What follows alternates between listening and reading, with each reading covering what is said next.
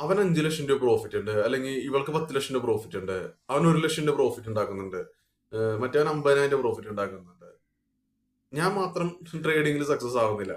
നിങ്ങളെല്ലാം മിക്കവരുടെയും ചിന്തയാണ്, എല്ലാവരും ഞാൻ പറയുന്നില്ല, മിക്കവരുടെയും ചിന്ത ഇതാണ്. അപ്പൊ ഇത് എന്താണ്, നിങ്ങളുടെ ഉള്ള സമാധാനം കളയും. നിങ്ങൾ ചെയ്തുകൊണ്ടിരിക്കുന്ന പരിപാടി കറക്റ്റ് ആയിരിക്കാം, പക്ഷെ ഈ സാധനം നിങ്ങളൊക്കെ പ്യാൻഡൽ ഇത് കാണുമ്പോൾ മിക്കവരെ സമാധാനം പോവാണ്. നമുക്കത് അച്ചീവ് നിങ്ങൾ കമ്പയർ ചെയ്യാണ് അവരായിട്ട്.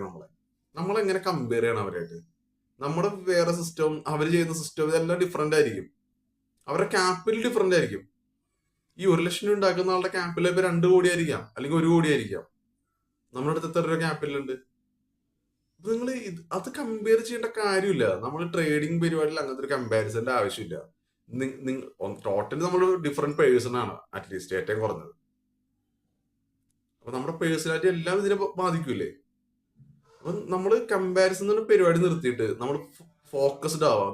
നമ്മൾ എന്താണോ ചെയ്തുകൊണ്ടിരിക്കുന്നത്, നിങ്ങൾ റൈറ്റ് ആയിട്ട് നിങ്ങൾക്ക് ഒരു സിസ്റ്റം മെത്തേഡ് ഉണ്ടെങ്കിൽ നിങ്ങൾ അതിൽ ഫോക്കസ്ഡ് ആയിട്ട് ഡിസിപ്ലിനോടുകൂടി ട്രേഡ് ചെയ്തുകൊണ്ടിരിക്കുക. നിങ്ങൾക്ക് ഇതൊക്കെ അച്ചീവ് ചെയ്യാൻ പറ്റും. നിങ്ങൾ ഇപ്പൊ കമ്പയർ ചെയ്യുമ്പോൾ വേറൊരു കാര്യം കൂടി പറയണം. അവർ ചിലപ്പോൾ 10 വർഷം 20 വർഷമായിട്ട് ട്രേഡ് ചെയ്യുന്ന ആൾക്കാരായിരിക്കും.